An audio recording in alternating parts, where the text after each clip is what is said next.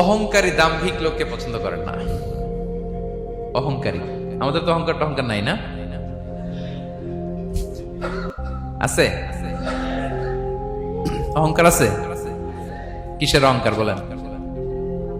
টাকার, আর ক্ষমতার, আর সৌন্দর্যের, আর হ্যাঁ পাওয়ার, সোশ্যাল পাওয়ার। এই যে অহংকার, অহংকারের খাঁচা থেকে মুক্ত রাখো আমাদেরকে তুমি প্রভু হয়ে। পড়েন আমিন। এটা একটা ভয়ঙ্কর খাঁচা। আচ্ছা, অহংকার করার আমাদের আছে কি বলেন তো? কিছুই নেই। আল্লাহ বলে ওয়া খুলিকাল ইনসানু দাঈফা, তোমাদেরকে আমি দুর্বল করে তৈরি করছি। আমরা দুর্বল, শুধু দুর্বল না, দুর্বলের ঘরের দুর্বল। আমার বাপ ছিল দুর্বল, আমার দাদা ছিল দুর্বল, আমরা 14 গোষ্ঠী কি? হাল আতা আলাল ইনসানি হিনুম মিনাদ দাহরি লাম ইয়াকুন শাইআম মাযকুরা। আল্লাহ বলেন একটা সময় ছিল উল্লেখ করার মতো তোমার কিছুই ছিল না। আজকে তো এত লম্বা চওড়া মানুষ, আমরা কিছুই ছিলাম না। আল্লাহ বলেন হাল আতা আলাল ইনসানি হিনুম মিনাদ দাহরি লাম ইয়াকুন শাইআম মাযকুরা। তুমি কিছু ছিলা, একটা সময় কিছুই ছিল না, উল্লেখ করার মতো তুমি কিছুই ছিল না। অস্তিত্বহীনের জগৎ থেকে তোমাকে আমি অস্তিত্ব আনলাম। তোমার বাবার পৃষ্ঠদেশ থেকে তোমার মায়ের গর্ভাশয়ে আমি তোমাকে ফেললাম। সেখানে আমি আল্লাহ তোমাকে একটু একটু করে তিলে তিলে বড় করলাম। 9 মাস 10 মাস পরে মায়ের পেট থেকে দুনিয়াতে তুমি আসলে। দেখেন তো দুনিয়ায় আসার পর আমাদের অবস্থাটা কি?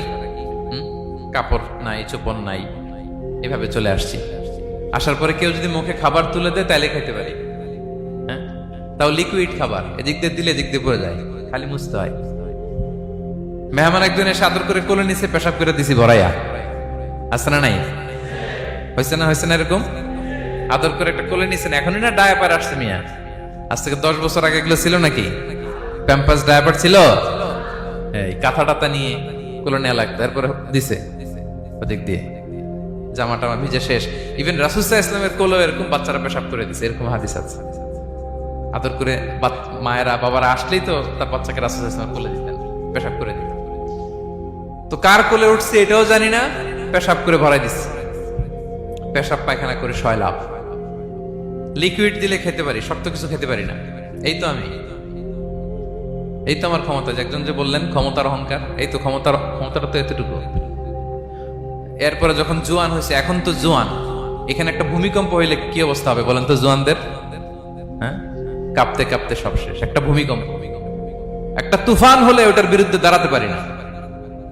একটা তুফান, রাস্তায় টায়ার পাংচার হলে লাফ দিয়ে উঠি।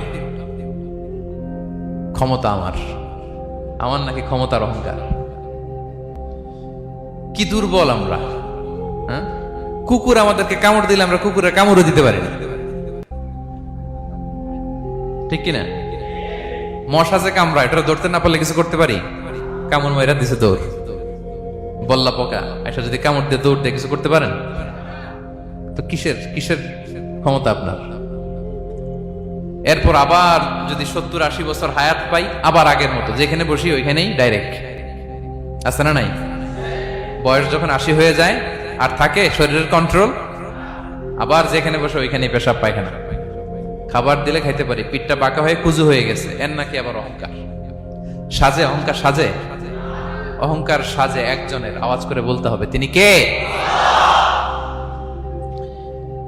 3 নম্বরে অহংকার দাম্ভিককে আল্লাহ পছন্দ করেন না। প্রিয় ভাইরা, আল্লাহ বলেন কারুনের ঘটনাকে আল্লাহ এখানে এনেছেন। আল্লাহ বলেন ইন্না কারুনা কানা মিন কওমি মূসা। কারুন ছিল মুসা আলাইহিস সালামের কওমের লোক, মুসা আলাইহিস সালামের কাজিন ছিল মূলত। কারুন নামে একজন সম্পদশালী ছিল।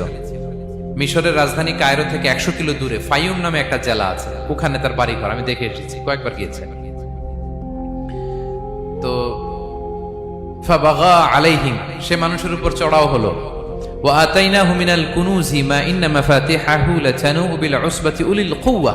আল্লাহ বলেন এই কারণকে আমি এত সম্পদ দিয়েছি, এত বেশি ছিল তার সম্পদগুলো যে সে আলমারির ভিতরে রাখতো। ওই আলমারির যে চাবি হইতো, এই চাবিগুলোর